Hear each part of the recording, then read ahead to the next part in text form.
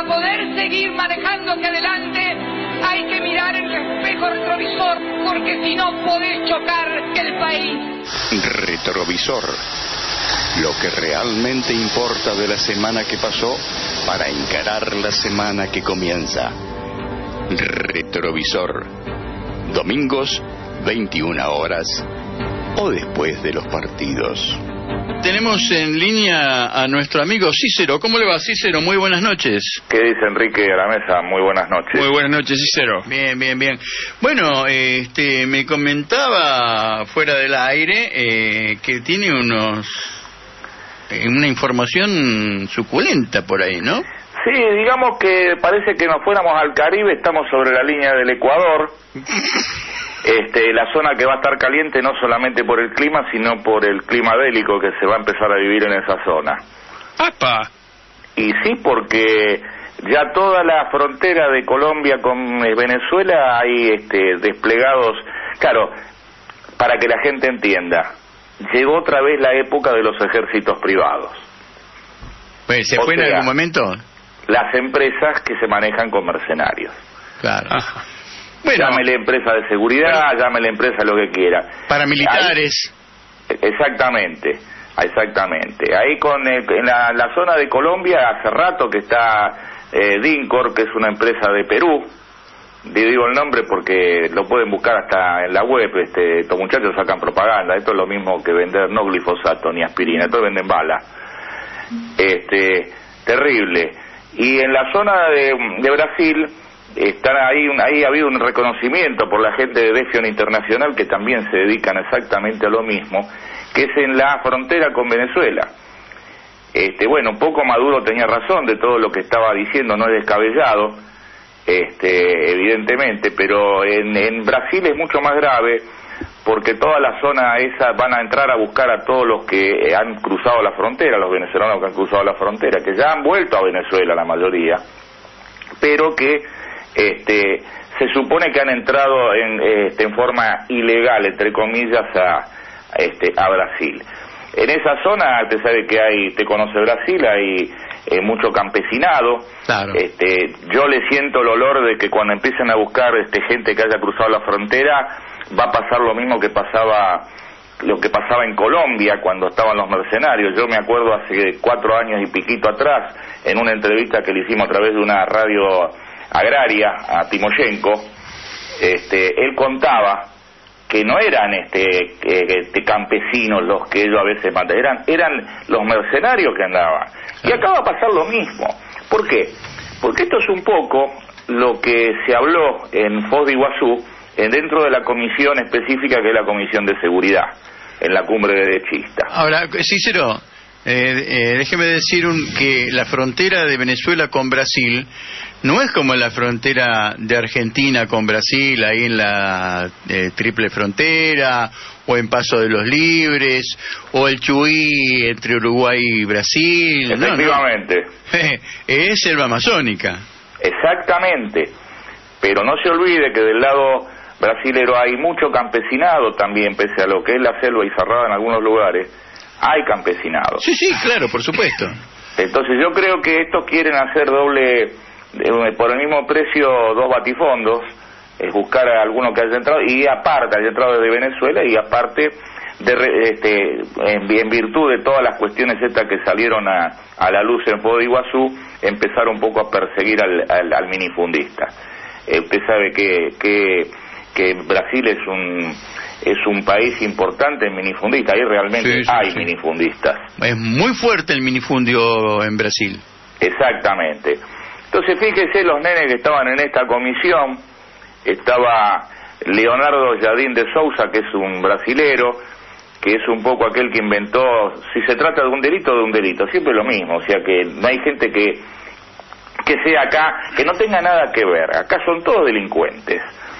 Después está Fidel Zavala, que es un senador paraguayo que en su momento fue secuestrado en el 2009 por un grupo guerrillero. Claro, hay que hablar de la izquierda, qué es lo que hace. Entonces lo traen a este chico, estamos hace 9 años atrás este evento, entonces viene a hablar de que la izquierda lo secuestró, pero no dice que lo secuestró hace 9 años. ¿Me entiende? Entonces parece que estuviéramos hablando en tiempo real. Y después, bueno, lo más preocupante en esa mesa fue el mayor general Jorge Jerez Cuellar, que es el comandante de operación de la zona de Omega y Cauca, que luchó contra la FARC, que organizó los operativos contra la FARC, entre ellos uno muy conocido en territorio ecuatoriano, donde murió Raúl Reyes, que era el segundo de la FARC. O sea, están realmente todo esto que pasó en Foz de Iguazú hay que ponerle mucha atención, y sobre todo algo que, bueno, expuso por videoconferencia, expuso Álvaro Uribe. De Álvaro Uribe no creo que tenga que hablar mucho, huelgan los comentarios, todo el mundo sabe quién es. Claro. No es precisamente el director de un jardín de infantes, no hace falta ninguna otra mención. Pero hay un tema que es muy importante, porque un poco en Brasil, usted sabe que Bolsonaro tiene un gurú filosófico, como dice él, que es Olavo de Carvalho.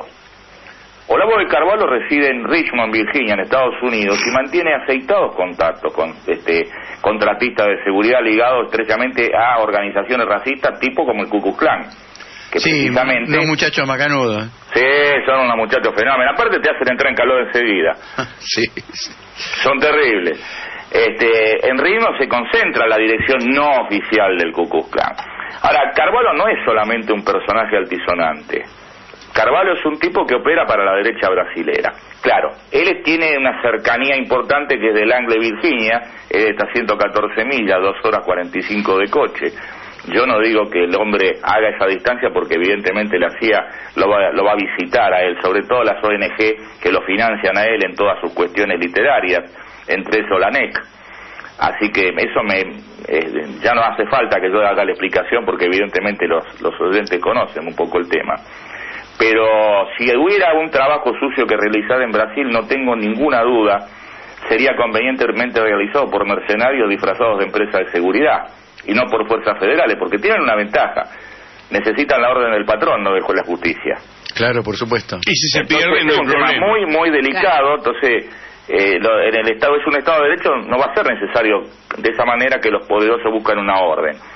La verdad, sinceramente, es preocupante este tema, porque pasó muy por arriba todo este tema de Foz de Iguazú, Enrique. Sí. Y realmente es grave. Sí, que yo sepa, lo venimos levantando nosotros solamente. Exactamente, lo levantamos el domingo pasado, lo levantó usted, lo venía levantando, y realmente es preocupante.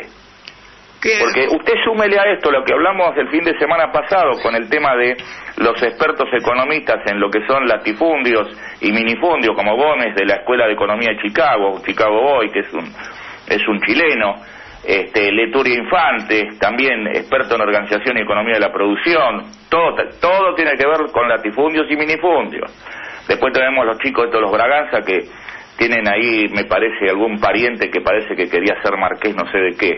Claro, bueno, la familia real. Exactamente, los Weintraub, que bueno, tienen mucho que ver tienen puntos cercanos al sionismo internacional.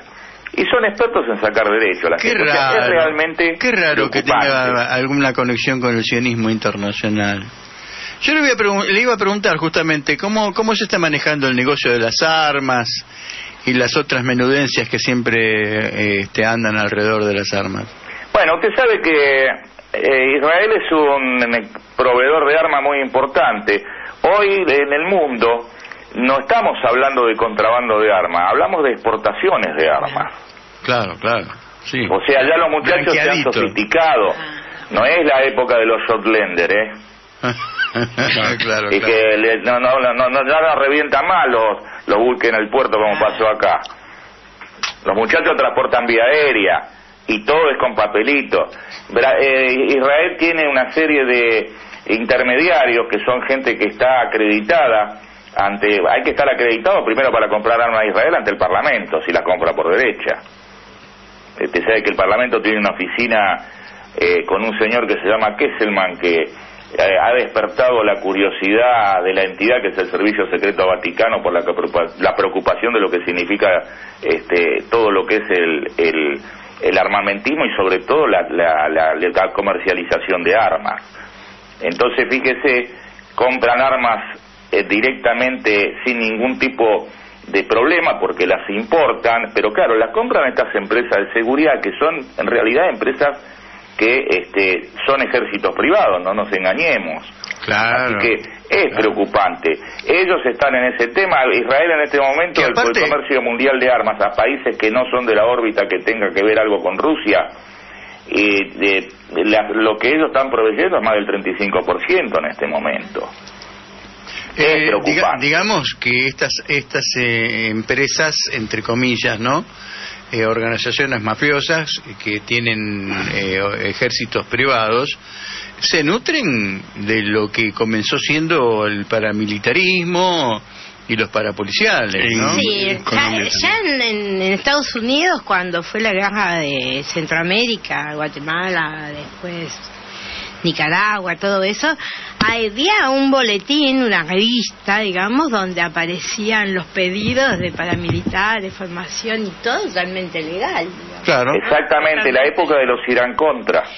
Antes, un poquitito antes. Pero en esa época también, porque lo hacen tan desembosado. Entonces vos vas, anotás y bueno, y ahí te forman, o te forman afuera, en ese momento creo que lo formaban en Panamá. Estas dos empresas que yo acabo de nombrar son empresas que por lo general tienen subcontratistas latinoamericanos, o sea, bandas de mafiosos que andan bollando por ahí, que son contratadas, claro. Latinoamericanos. Con algún lacito por ahí con los carteles, ¿no? Exactamente. No los carteles publicitarios, digo. Sí, pero yo me acuerdo cuando Timoshenko decía que no eran que habían matado a los campesinos, que grave la población civil, no, eso eran los mercenarios, porque eso no llevan uniforme. No, claro. No llevan la chapita identificativa de identificación con el grupo sanguíneo, No, muchachos, eso no. O sea, realmente es preocupante, y sobre todo la situación en Brasil, que con este tipo de cosas, bueno, evidentemente ya sabemos a dónde están apuntando, pero bueno. Bueno, ahí tenemos el caso del barrio 29 de marzo, donde quemaron 300 viviendas, mataron a una familia, fusilaron un par de personas, porque a uno lo fusilaron porque lo vieron que los estaba filmando, y otro que estaba filmando por ahí, en el medio del incendio, encuentra también un cadáver con un tipo con un tiro en la nuca también, ¿no? Ya no son más daños colaterales, Enrique, son daños directos o indirectos. Y hay un problema, ahí hay una especie de timidez por parte de los brasileros, que todavía tienen prurito en hablar de atentado terrorista y atentado de terrorismo de Estado. Tienen cierto miedo, no pronuncian esas palabras. Ellos dicen, fueron los 12 militantes del MST que ametrallaron, creo que fue el sábado. Exactamente, el sábado. Dicen que fueron un grupo de capangas. ¿Qué capangas, hermanos? Son paramilitares. Bueno, hay que definirlo con los nombres que tienen, no hay que cambiar el nombre. Que el mediador de la comisión esta, entre comillas, de seguridad ahí en Foz de Iguazú, en la cumbre ultraderechista, se llama Fernando Destito Franceschini, que es un delegado de la Policía Federal, diputado federal hoy. Este hombre es un hombre que está acusado de violación de los derechos humanos. Tiene, diría que una foja de servicio o prontuario, como lo queramos llamar, o poco brillante o muy brillante, depende de qué lugar de la línea lo miremos. Claro. La verdad realmente es preocupante porque, vuelvo a repetir, un poco como hablaba ese compañero que habló antes, yo estaba escuchando cuando se hablaba de quiénes son los que fabrican las armas, y realmente la necesidad que tienen de guerra los fabricantes de armas es terrible. Lógico, no van a parar con su negocio. Y fíjese el tema de, un poco para ir cerrando, el tema de Venezuela, la llegada de los dos superaviones rusos. Yo le quería preguntar eso, Cícero, justamente, ¿qué opinaba? Bueno, 10 aviones de esos transportan una división de paracaidistas. ¿Me escucha? Sí. Así que no es un chiste. Vuelvo a repetir. ¿Se acuerda cuando nosotros hablábamos del vecino molesto que no era el vecino molesto del terreno de al lado que tocaba el tambor a la hora de la fiesta. Venezuela no es eso, no se confunda Estados Unidos. Bueno, ahora dicen que se están encontrando la mayor reserva de oro del planeta en Venezuela, ¿no? Así que peligra cada vez más esa nación. Claro, y es pegado muy cerca de la frontera brasileña. Pero saben tejer sus relaciones geopolíticas. No, pero aparte, vuelvo a repetir, lo que ha hecho muy inteligentemente Maduro, porque no ha tenido otra, tiene problemas internos y encima los problemas externos no son livianos, lo que ha hecho muy brillantemente es haber hecho todo lo que son las cuestiones económicas estratégicas, los convenios que ha hecho con Rusia. Sí, acá estoy leyendo en Russia Today que acaban de firmar una inversión petrolera por $5.000 millones. Claro, pero fíjese que el tema petrolero, que está muy atrasado, lo tengo que reconocer, porque bueno, si alguno de PDVSA para los cuales trabajo se ofende, lo lamento en el alma, pero la inversión no ha sido una inversión como correspondía, porque estamos con la misma cantidad de pozos que hace 20 años atrás y evidentemente merma la producción petrolera, no es lo mismo. Entonces pasa un poco eso, pero el tema de Venezuela, lo más importante, que Venezuela forma parte del club en donde hoy ya no es tan importante el petróleo. Fíjese, Shell vendió sus activos petroleros y no vende sus activos gasíferos.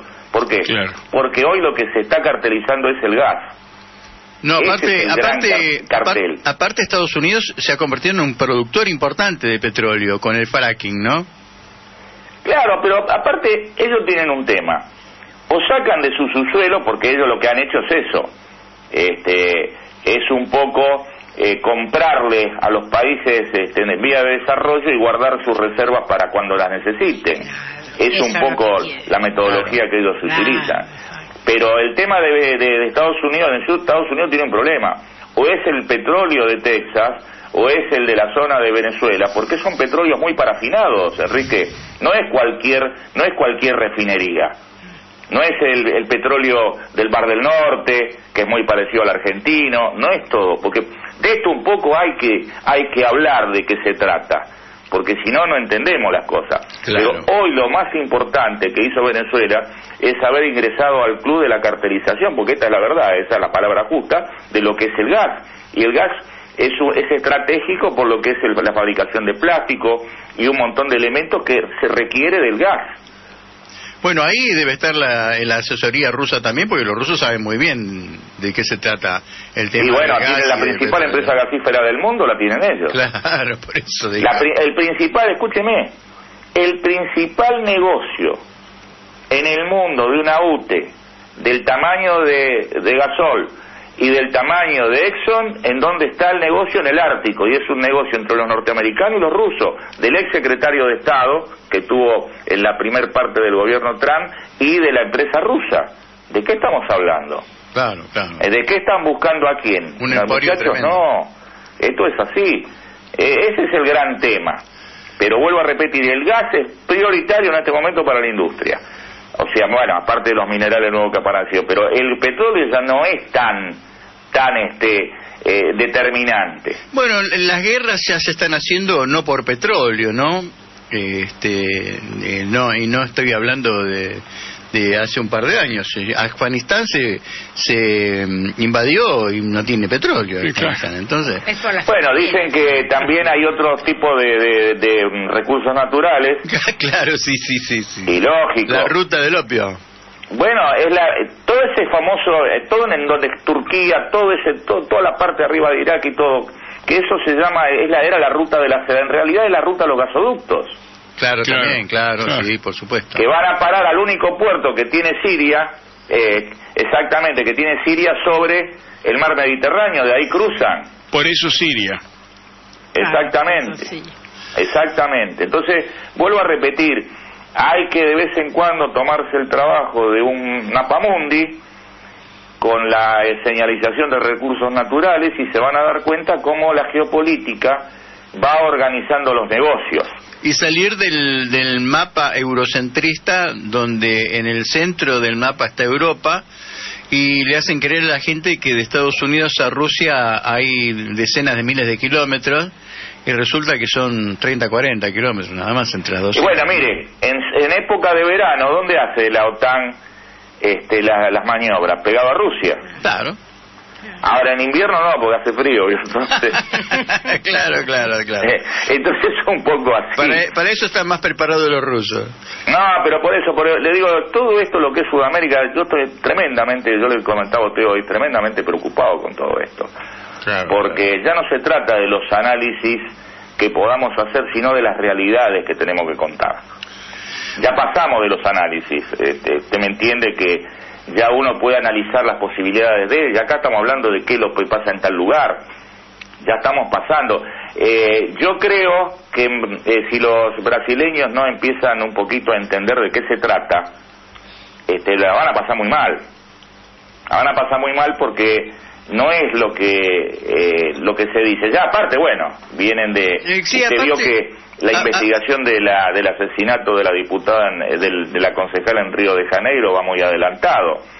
Hay 4 personas detenidas y llega hasta las esferas del gobierno. Hasta los hijos de Bolsonaro están implicados. Sí, señor, exactamente. Hasta el Eduardito. El Eduardito es tan... Usted fíjese, los Bolsonaros son tan buena gente, que Eduardito es tan romántico, que se arrodilló en Foz de Iguazú en el escenario y le pidió a la novia que se casara.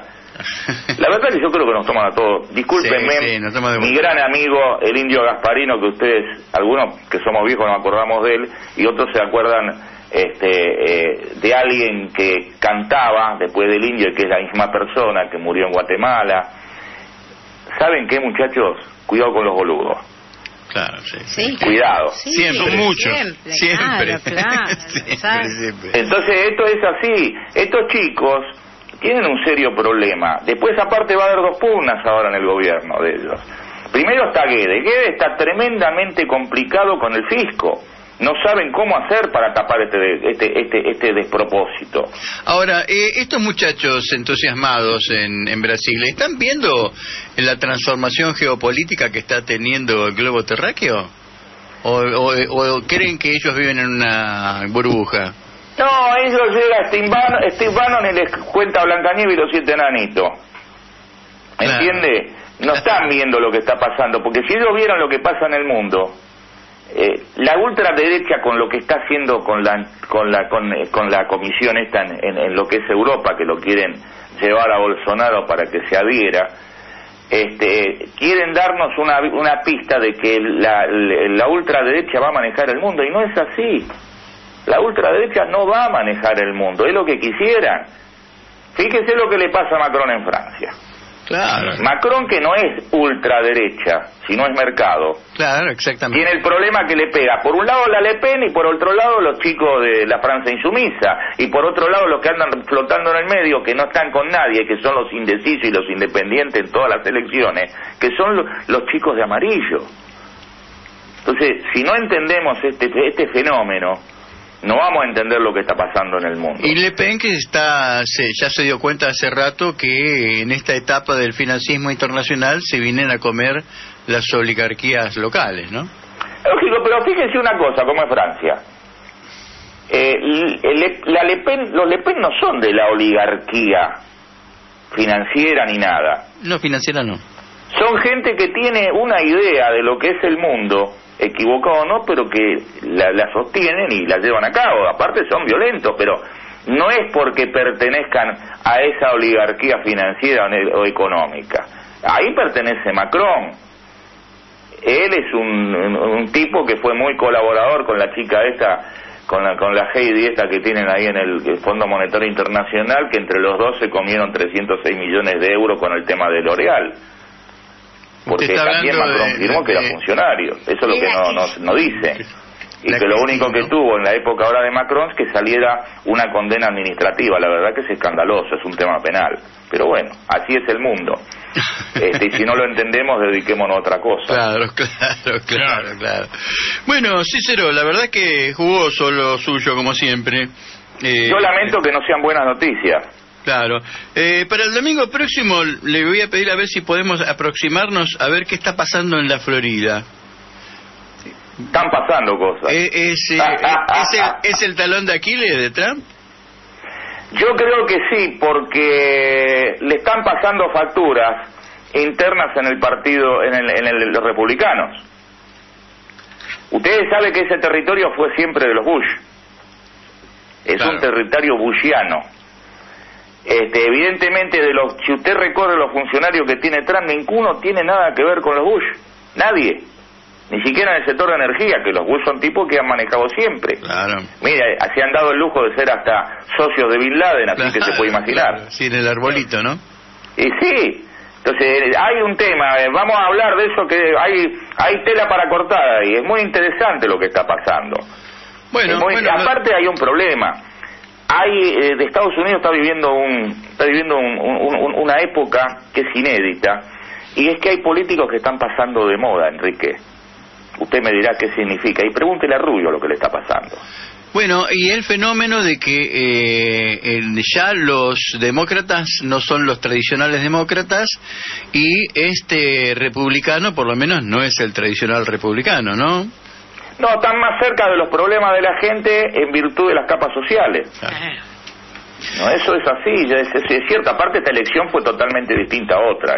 Olvídense que lo que ha pasado, ahí estamos tratando de hacer una entrevista con la diputada, la de origen puertorriqueño, la que es por el estado de Nueva York. Estamos en eso, con mucho gusto, vamos a ver si lo podemos sacar acá por retrovisor. Claro, por supuesto. Pero es interesantísimo el fenómeno.